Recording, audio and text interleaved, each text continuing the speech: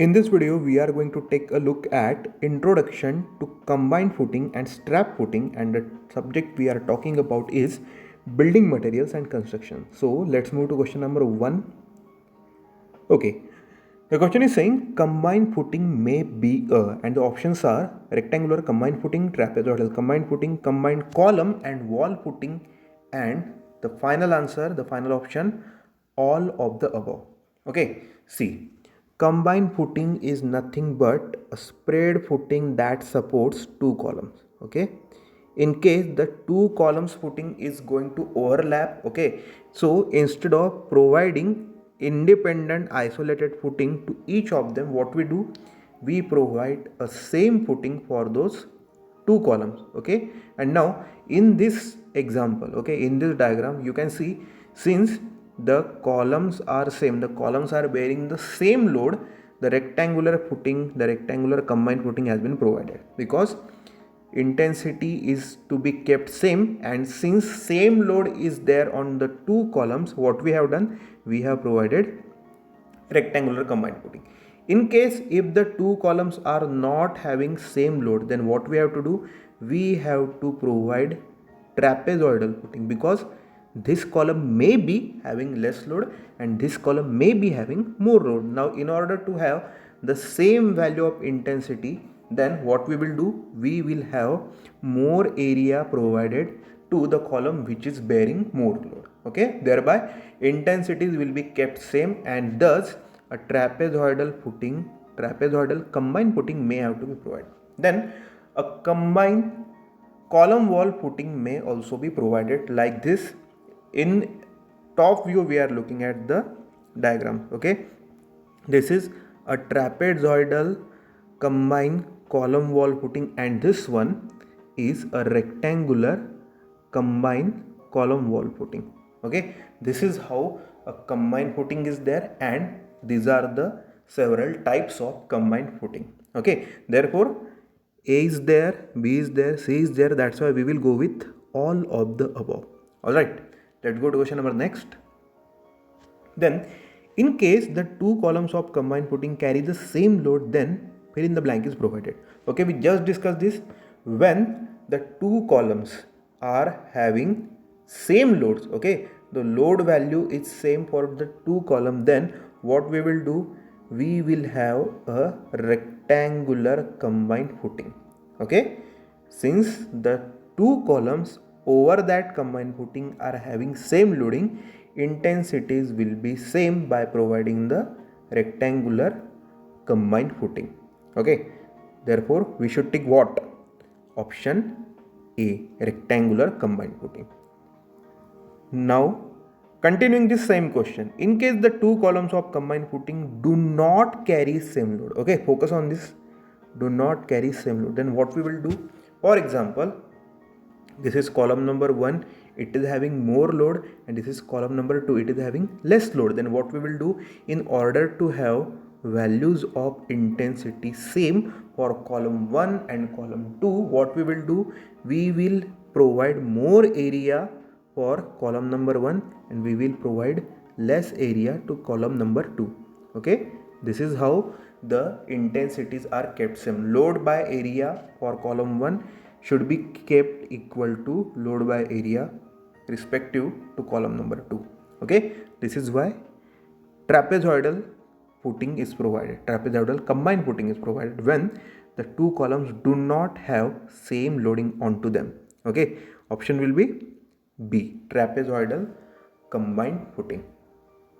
Okay, then we have to match the pairs, and in column 1 we have been provided with two column with equal, unequal and separate footing connected by a beam, and in column B we have been provided with kind of footing, type of footing. Okay, it is trapezoidal, it is strap, and it is rectangular. Okay, let's try to guess the pairs. Okay, in column 1 the first thing is two columns with equal load. Okay, when two columns are sharing equal load, then what we are going to provide, we are going to provide the rectangular footing. Okay, the specific word should be rectangular combined footing. Okay, since the topic is combined footing, then we are going to tick this for one rectangular footing.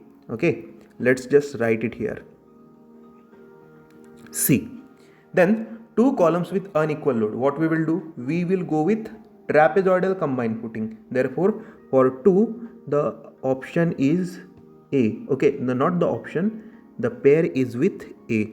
And then two columns on separate footing connected by a beam. Okay, two columns on a separate footing connected by a beam. This is the strap footing. Okay, therefore for 3 the pair is matching with B. Okay, therefore 1C, 2A, 3B. 1C, 2A and 3B. Option B depicts the same sequence that we have matched for the pairs. Okay, let's go to question number next. Select the correct statement regarding strap footing. Okay, it is provided when provision of combined footing is not possible. Okay, this is okay, this is all right. We do provide a strap beam, that is a strap footing, when it is not possible to have a combined footing. In case the columns are too spaced apart, then having a combined footing is not possible. Okay, then what we will do? We provide a strap footing over there. Okay, then it can be used for any number of column. No, we cannot just have a strap footing for any number of column. It is applicable for only 2 columns. Therefore, point B is wrong. Strap footing is also called as strip footing. No, these two are separate terms. Strip footing comes under spread footing and strap footing is independent type of footing. Therefore, point number C, option C is wrong. Therefore, the possibility of having all of the above as option gets eliminated over here. Therefore, the correct answer is option A. It is provided when provision of combined footing is not possible. And strap beam, strap footing looks like this. For example, this is column 1 and this is the footing for first column. This is column number 2. This is footing for second column. Then a strap beam is provided which transfers the load, which transfers the bending moment through this beam to the adjacent, to the neighboring one. Okay, let's go to question number next. The strap beam in strap footing. Okay, now we are focusing the strap beam. It looks something like this. Okay, we are viewing this specific strap footing in what? Plan. Okay, now in elevation it is going to look something like this. Okay, this is the column, this is the footing. Okay, and this will be the strap beam. Okay, this is column number 2. This is what? Plan, and this is what? Let's say cross section. Okay, we have cut through this strap beam X. Now let's see what the question is talking about. Strap beam, it doesn't remain in contact with the ground below. Yes, clearly in the diagram we have shown that the ground is not getting touch with the strap beam. The strap beam is not in contact with the ground below. Yes, it is the fact regarding strap beam.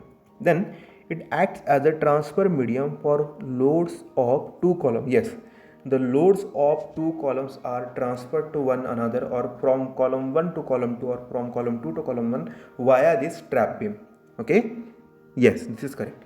It doesn't transfer load to the soil below. Yes, this is the established fact regarding strap beam, that since it is not in contact with the soil below, the only function that the strap beam does is transfer of load, transfer of bending moment from one column to the other column. Therefore, this is very correct thing, that it doesn't transfer the load to the soil below. This is very correct. Therefore, the option we should go with is all of the above. Okay, let's just revise this question. Strap beam is not in contact with ground below. It only acts as transfer medium for the loads of 2 columns, and it doesn't transfer load to the soil below it. Okay, so that was all regarding introductory part of combined footing and strap footing. Hope you learned something new. If you learned something new, do press like, tell it in the comment, subscribe to Simplified